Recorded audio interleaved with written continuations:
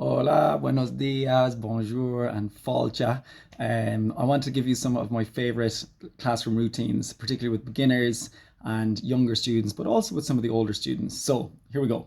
So there's a lot of them. First one is to get their attention is very simply, and then they have to put their hand up and close their mouth. I think it was Beth Skelton who taught me that one first. Next one is cascada.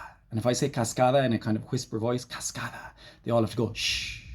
And then it's total quietness. And I say you can only do the shh for 1 second. The next one I like to do is if I say queda claro, which means is that clear, they have to go clarísimo. And I make sure that they use their hand, they enjoy that quite a lot. If I say ahora, which means now, they have to go ahora. And I got that from Margarita Perez Garcia. So thank you, muchas gracias, Margarita. Got these from lots of different people, I can't remember who. So that one's ahora, toda la clase, all of the class. And of course, little things like habla, escucha, they're all quite obvious. Other routines that we would do is if I say pero. So pero in español, in Spanish means but. So anytime I say I'm giving a sentence, I just go pero, and then they'll have to go pero, and they hold up the finger. And I'll say pero, and they all go pero, and they hold up their finger. So that means but.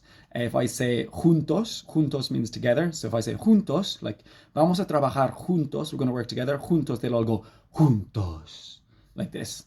Other ones that I use are con, which means with. So juntos is this, and con is con.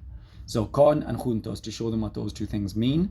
I'm trying to think of what other ones we use quite a lot. So, oh yeah, of course, nunca, which means never in Spanish, or you could say jamais in French. You say nunca and they go nunca, so that they know that one as well. So these are ways, they're choral responses that get them back into the class very, very quickly. And one of the most common ones is when we're ready to do a task, I'll say listos, and they'll go sí, listos, like this.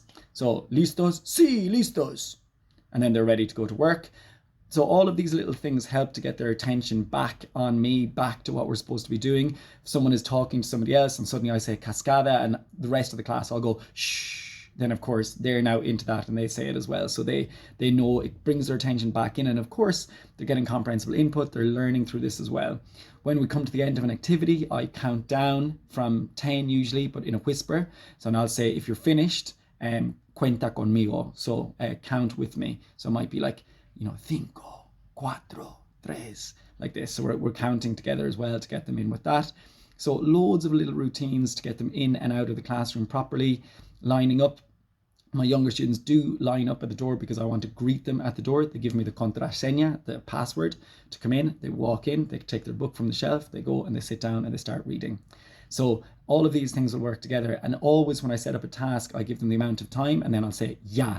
And when I say ya, they will start working straight away. So I'll say, okay, vamos a hablar de, we're going to speak about, whatever the topic is. And you can start in 3, 2, 1, ya. And then they'll go and I'll say, you've got 30 seconds. And as soon as I say ya, they all know immediately we got to start talking. Little ones that I might do as well is ojos aquí. So ojos aquí. And if I say ojos meaning eyes, they have to eye and track to me.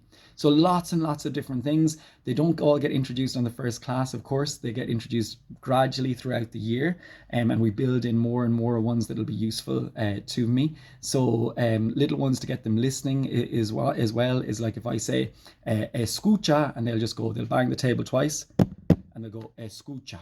And the reason they do that is because it means them stop what they're doing. The tap on the table and the put their hands together means they're going to stop what they're doing in that particular moment and listen to me. Their pens go down. So, of course, some of these might sound, you might say, wow, like your class sounds a bit military, but it really isn't. The students have a lot of fun with this, brings them all together. They feel a real sense of ownership, a sense of belonging. And of course, you got to be playful with it as well. You don't want to make these super strict, like, escucha, and then they bang the table, like, not like that. It's got to be much more fun, particularly with cascada, shh. Little things like that, making it fun with them, queda claro. And if they don't all go clarísimo, I'll go, con la mano with your hand. And then they'll go, they'll do it again. Then I'll say it again. And playing around with these a little bit so that everybody is doing these routines. So hopefully that's a little bit useful for you. Some of the classroom routines that I use to get attention of my students or for more comprehensible input for those beginners. They're learning all of those words as well. And there's many, many others. I just can't think of them right now.